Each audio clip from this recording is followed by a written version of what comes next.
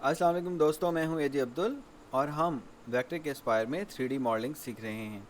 3D modelling में आज हम देखेंगे कि विजिबल मॉडल से स्कल्प्ट कैसे बनाते हैं, और उसके बाद जो है हम देखेंगे कि किसी भी एरिया के ऊपर टेक्सचर कैसे बनाते हैं। लेकिन उससे पहले हम एक मॉडल या एक कंपोनेंट क्रिएट करेंगे जिसके ऊपर हम स्कल्प्ट बनाएंगे। स्कल्प्ट का मतलब है कि आप जो आपने कंपोनेंट बनाया है उसको मज़ीद आप कोई शेप देना चाहते हैं, उसको स्मूथ करना चाहते हैं या उसमें कुछ ऐड करना चाहते हैं, तो वो हम कैसे कर सकते हैं वो मैं आपको बताता हूँ। सादा अल्फाज में आपने कंपोनेंट बनाना है और उसका मेकअप करना है, उसको फिनिश करना है जो है ना, उसको आप स्कल्प्ट कहते हैं कि विजिबल मॉडल को किस तरीके से आप स्कल्प्ट बनाएं। उसके बाद टेक्सचर है। किसी भी सरफेस के ऊपर कोई भी टेक्सचर हो सकता है, कोई भी उभरी हुई सतह जो ऊपर नज़र आती है या किसी भी चीज़ की रिपीट, उस चीज़ को हम टेक्सचर कहते हैं। बाज़ दफ़ा अगर आपने ग्राफिक्स में देखा हो तो हम किसी और पिक्चर का किसी और पिक्चर में टेक्सचर बना सकते हैं, तो जो उसका सरफेस होता है उसके ऊपर आप किसी भी एक पैटर्न को रिपीट कर सकते हैं, तो उसको आप टेक्सचर कहते हैं। तो चलिए स्टार्ट करते हैं। दोस्तों, यहाँ पे मैंने एक ऑलरेडी ड्राइंग बना रखी है, 2D वेक्टर्स क्रिएट कर रखे हैं। इन 2D वेक्टर्स के ऊपर हम अपना मतलूबा क्रॉस सेक्शन अप्लाई करेंगे। इसमें हम टू रील स्वीप जो है वो टूल यूज़ करेंगे। यहाँ पे हमने ओके किया। 25 mm हम स्पेसिफिक हाइट रखते हैं, मर्ज के ऑप्शन पे रखते हैं, और उसके बाद हम इसके ऊपर क्रॉस सेक्शन अप्लाई करते हैं। देखें हमारे पास यहाँ पे एक पत्ता बन के आ गया है। इसके बाद जो है हम इसके ऊपर एक और टूल अप्लाई करेंगे। सबसे पहले जो हमने टूल पढ़ा था कि वेक्टर से आप किस तरीके से कोई शेप बना सकते हैं क्लोज वेक्टर से, तो ये हमारे पास एक क्लोज वेक्टर है। हम अपना जो पत्ता है उसको मज़ीद अच्छी शक्ल देने के लिए इस टूल का इस्तेमाल करेंगे। यहाँ पे जो है हम एंगुलर प्रोफाइल पे गए, एंगल हमने 45 रखा, और उसके बाद सब्सट्रैक्ट के ऑप्शन पे जाके इसमें से माइनस करने के ऑप्शन में जाके हम यहाँ से अप्लाई करते हैं। तो यहाँ पे जैसे ही हमने इसको इसके ऊपर अप्लाई किया तो हमारे पास यहाँ पे एक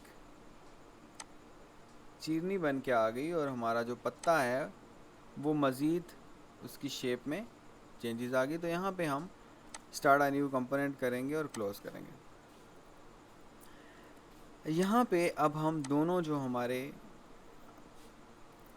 कंपोनेंट्स हमने दो बनाए हैं, एक दूसरे के ऊपर ऐड किए हैं और दूसरे कंपोनेंट को उसके सब्सट्रैक्ट किया है, तो यहाँ पे हम इनको सिलेक्ट करने के बाद स्कल्प टूल जो है उसको हम ओके करते हैं। तो देखें उसने कहा है कि जो कंपोनेंट है वो आपका बेक हो जाएगा। बेक से मुराद ये है कि आपने कोई दो कंपोनेंट बनाए हैं और जैसे ही आप उनको बेक करते हैं तो वो कंपोनेंट एक हो जाएगा और आप कभी भी उनको अनग्रुप नहीं कर सकते।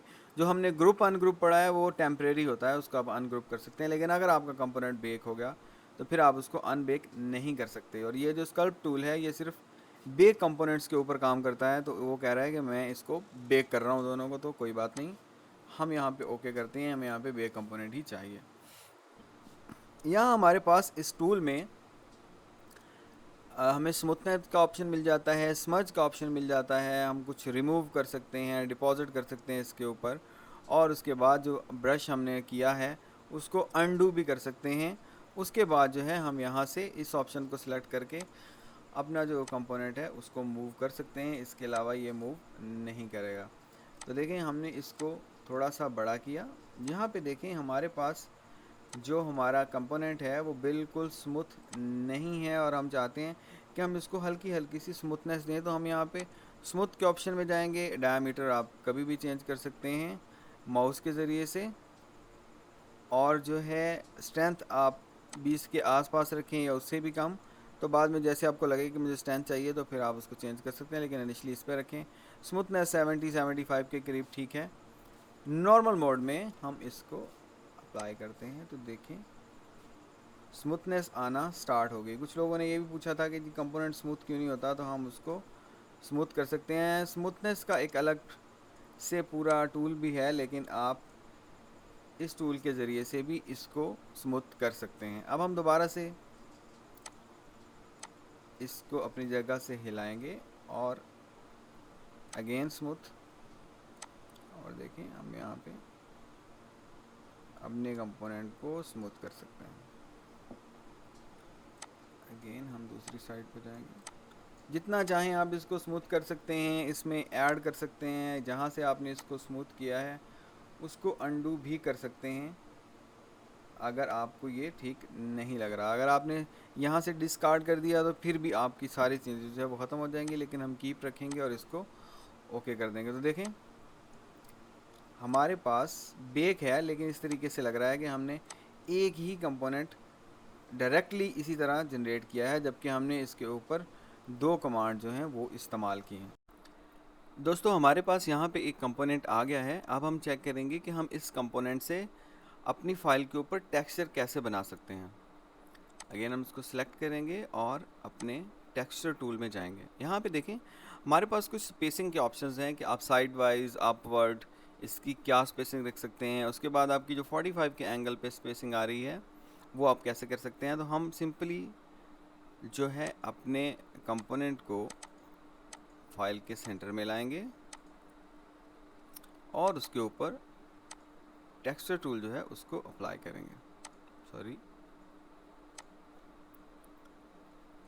टेक्सचर टूल हमने अप्लाई किया, जो हमारी डिफ़ॉल्ट सेटिंग्स है पहले हम उसके साथ अप्लाई करेंगे। तो देखें यहाँ पे बिल्कुल ज़ीरो स्पेसिंग के साथ साइड वाइज भी और अप डाउन भी, ऊपर नीचे साइडों पे सारा एक ही तरह का हमारे पास रिपीट हो गया, एक टेक्सचर बन गया। अब ये जो परसेंटेज है ये कैसे काम करती है इसको हम देखते हैं।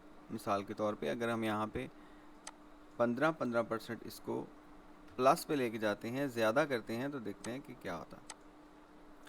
तो इससे हमारी स्पेसिंग जो है वो बढ़ जाएगी, ऊपर की तरफ भी और साइडों को भी हमारी जगह जो है वो दरमियान से ज़्यादा हो जाएगी। इसी तरीके से ये जो हमारी इस तरह 45 के एंगल पे हमारा जो बार बार रिपीट हो रहा है कंपोनेंट, उसकी भी आप स्पेसिंग एडजस्ट कर सकते हैं। अब यहाँ पे 12 करके पहले इसको अप्लाई करें तो देखिए जो एक्स और वाई की शिफ्टिंग है वो सिर्फ वो चेंज होगी। ये देखें यहाँ से थोड़ा थोड़ा लेफ़्ट और राइट को आपकी दाएं बाएं इस हिसाब से जो शिफ्टिंग है वो चेंज हो चुकी है। आप अब कैसे भी प्लेस करना चाहते हैं, वो जब आप कोई टेक्सचर बनाते हैं या रिपीट बनाते हैं तो उस टाइम पे आपको बेहतर पता चल जाता है कि अभी मुझे क्या करना है।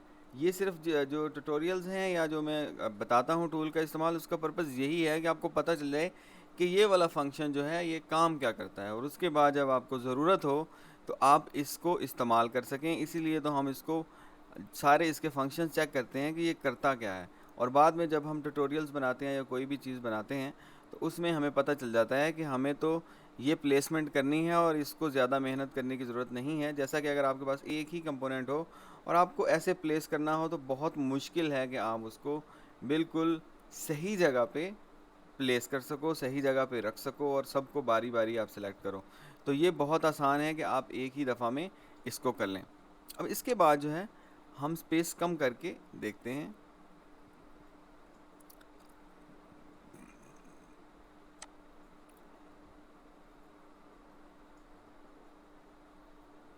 देखें आप जैसे ही स्पेस कम करेंगे तो आपका टेक्सचर जो है वो और घना हो जाएगा और करीब हो जाएगा आपके कंपोनेंट्स। देखें इस तरीके से आप किसी भी कंपोनेंट का कोई भी टेक्सचर बना सकते हैं। हमारे पास लीफ था, हमने लीफ बनाया क्योंकि हम दूसरे अपने टूल्स चेक कर रहे थे, तो हमने इसको रिपीट कर लिया। आप कोई भी कर सकते हैं, आपके पास किसी भी किस्म का टेक्सचर हो सकता है जो आपने बनाना होता है, या आपको कोई भी कंपोनेंट बार बार एक ही जगह पे रिपीट करना हो सकता है, तो आप उस जगह पे उसको रिपीट कर सकते हैं। आप छोटी सी जगह पे भी सिलेक्ट करके उसको रिपीट कर सकते हैं जितनी जगह पे आपको ज़रूरत है। चलिए अब हम इसको रिपीट करते हैं। आप चाहें तो इसको मिरर भी कर सकते हैं, हॉरिजेंटली, वर्टिकली, इस तरीके से भी تو یہاں پہ ہم نے یہ ایک پھول بنایا اور دیکھتے ہیں ہم اس کو مزید اس میں کیا کر سکتے ہیں اور کون سا ٹول جو ہے اس میں مزید ہم ایڈ کر سکتے ہیں. یہاں سے ہمیں جگہ خالی لگ رہی ہے تو ہم یہاں پہ بھی کوئی کمپوننٹ بنا لیتے ہیں. چلیے ہم یہاں سے یہاں تک ایک لائن لیتے ہیں اور دیکھتے ہیں کہ ہم جو بھی چیز بنائیں وہ اس لائن کے اوپر آئے. 3D کی جو آپ ٹریسنگ کرتے ہیں اس میں کوشش کریں کہ جو چیزیں ہیں وہ ایک دوسرے کے لائنز جو ہیں وہ ایک دوسرے کے اندر آئیں. اس سے آپ کو کیا فائدہ ہوگا کہ آپ کے کمپوننٹس ایک دوسرے کے ساتھ جڑے رہیں گے, اور اگر آپ مرج کے اوپر اس پہ کام کرتے ہیں تو کمپوننٹ آپ کو ساتھ ساتھ ملے ہوئے مل جائیں.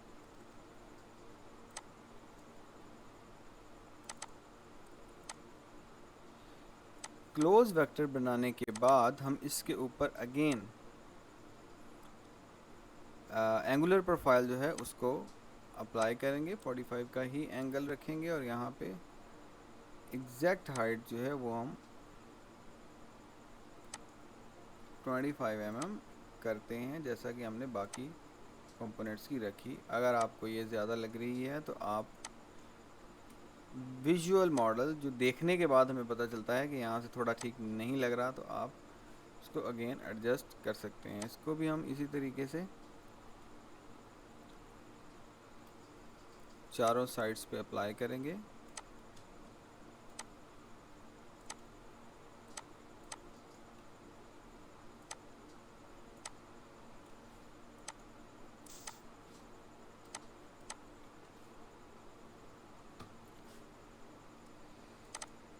یہاں پہ ہمارے پاس